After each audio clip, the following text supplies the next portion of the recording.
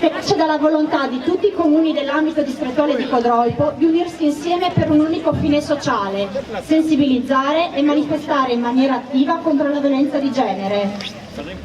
Con scarpette rosse si vogliono ricordare tutte le donne vittime di violenza, delle quali rimangono solo le scarpe avvolte dal proprio sangue. Oggi in questa piazza, come a Basiliano, Bertiolo, Camino al Tagliamento, Castello di Strada, Lestizza, Mereto di Tomba, Mortegliano, Sedegliano e Varmo, i ragazzi del centro di aggregazione giovanile di ogni comune aderente, coordinati dall'azienda pubblica dei servizi alla persona Daniele Moro, hanno dipinto di rosso delle scarpe femminili portate dai nostri cittadini e le hanno sistemate ordinatamente a terra per lasciare un segno e dire basta a questo fenomeno incomprensibile. È un messaggio importantissimo che permette di passare alle nuove generazioni una nuova mentalità che consenta appunto a chi si trova anche ad essere vittima di violenza di trovare strumenti per reagire e per combattere contro il sopruso. Credo anche che il problema della violenza sulle donne non sia un problema delle donne, ma sia un problema della relazione sbagliata tra uomini e donne. Credo che prima di tutto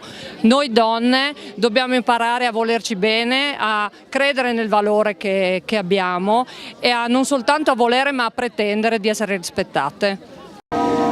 Beh, oggi è successa una cosa importantissima perché è stata un'occasione proprio di riflettere ed è una cosa che ci riguarda da vicino perché anche nei nostri paesi, nelle nostre comunità troppo spesso, troppe volte succede che le donne siano oggetto di violenza. E per questo capire come questa cosa può essere evitata, come il futuro dei nostri giovani, dei nostri paesi possa essere diverso su questo tema è un compito che spetta a tutti noi. A Talmassons l'anno scorso è stata fatta una serata informativa per quanto riguarda la violenza di genere e ci siamo accorti che comunque non solo Talmassons era sensibile a questo problema e anche i comuni limitrofi avevano fatto qualcosa appunto riguardante l'argomento per sensibilizzare la popolazione per quanto riguarda la violenza di genere ed oggi anche i ragazzi specialmente hanno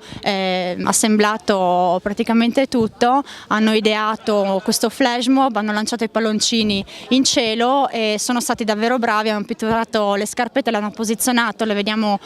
qui in piazza a Talmassons, ma non solo a Talmassons, anche in tutti gli altri 10 comuni appartenenti all'ambito distrettuale di Codroipo, con molto entusiasmo insomma per questa serata.